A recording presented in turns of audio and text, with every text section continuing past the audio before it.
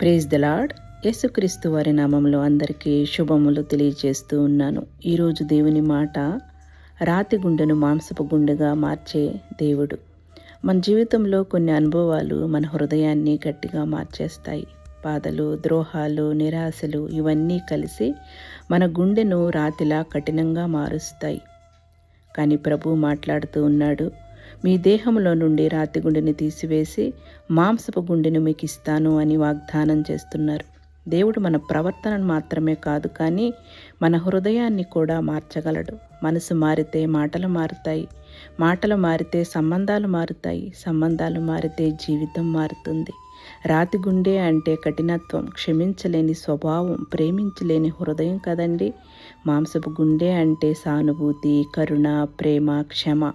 ఈరోజు దేవునికి ఒకే ఒక ప్రార్థన చేద్దాం. ప్రభువా, నా హృదయాన్ని మార్చండి.